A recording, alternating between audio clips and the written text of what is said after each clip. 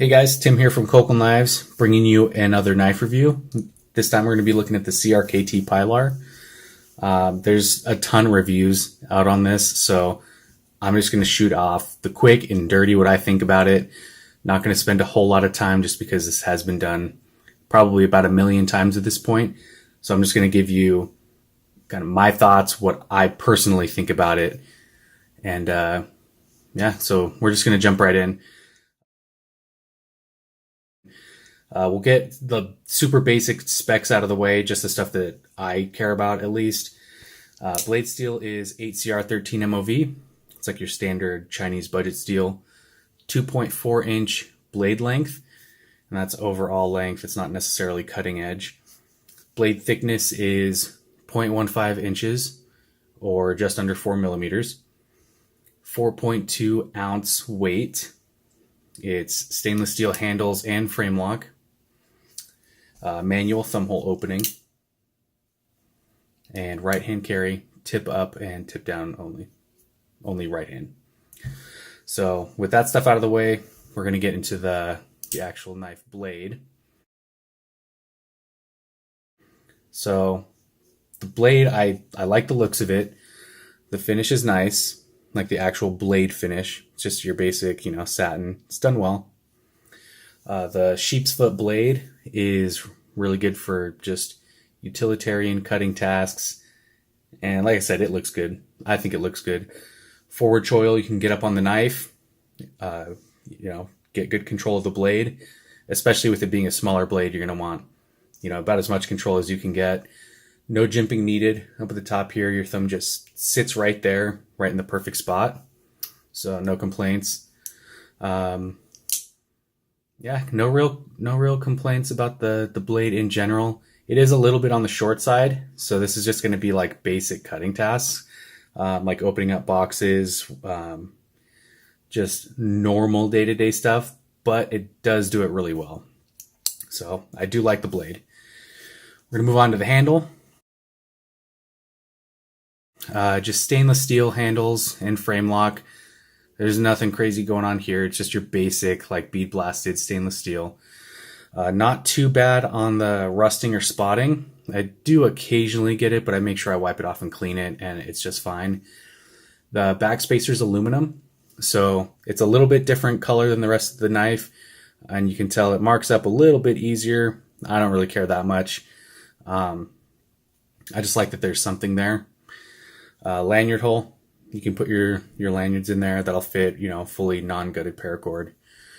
As far as pivot hardware, it's just your basic, one-sided Torx. Not going to have too much trouble adjusting that.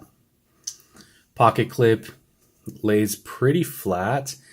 You may have a little bit of a hard time getting that over jeans at first, but it's honestly not that hard to just pop it off and bend it out a little bit.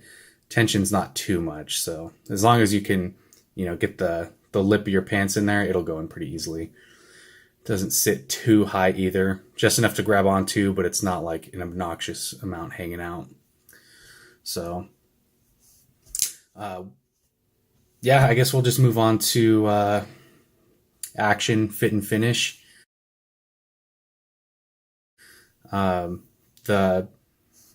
It's pretty smooth. It's just on your Teflon washers, so it's not going to be like super butter or anything, but it's smooth all the way. You can feel it's pretty smooth. Just make sure it doesn't get dirty or gritty. As far as like the ergonomics are great. It perfectly fits your hand. So I mean, it perfectly fits my hand. I'm sure you guys have seen other videos or read other little reviews on it. I don't think anybody will have a bad time holding this knife. It just fits perfectly. Everything, it fits in your hand perfect. There's really not much else to say. Can't really say it any other way than that. So using the knife is honestly a pleasure. It's really easy to, open it, get a good grip on it, and start using it. So that alone is going to make you want to carry it more because it is comfortable and easy to use. The weight is it's not an issue, I would say, but you're going to notice it. It's heavy for what it is. Partially because it's all stainless steel construction, and then also because that blade's a little bit thick, especially for what this is. I would have liked to see like 3 millimeters maximum on this. It would have sliced a little bit better even. And then they do have other variants of this knife that are in G10. They also did one in carbon fiber, a couple different ones in carbon fiber, I think. They're pretty much all sold out at this point, so you're going to have to look secondary market. But those do lighten up the knife significantly. Also, you can find aftermarket, other material handle scales. So, third-party carbon fiber, G10, micarta. That will also help significantly. Another thing that's not good, I mean, I wouldn't say it's bad because I can't expect too much out of this price, but it's not good. All the edges were really sharp. So not as much towards the spine of the blade, but the thumb hole was really sharp. I actually took a little file and took it down a little bit because it honestly was a little uncomfortable. And I'm usually not too picky on stuff like that, but I didn't like the way that it felt, so I took it down a little bit. You don't get it down here, like by the finger choil, but up at the spine a little bit, and definitely on the thumb hole, it was sharp. So that's that's the main thing that I don't like about this knife. I mean, I was able to fix it, but I've gotten other knives even close to this price range that have not had that issue. And since I keep bringing it up, the price of this knife is $24.95, at least at the time of this recording, just for this base model stainless version. That is a great price. That's hard to beat because you're getting a super usable, really nice design knife. And yeah, maybe it's not all premium materials, but for $25, I mean, you're not going to find anything with better materials. And if you do, that's pretty impressive.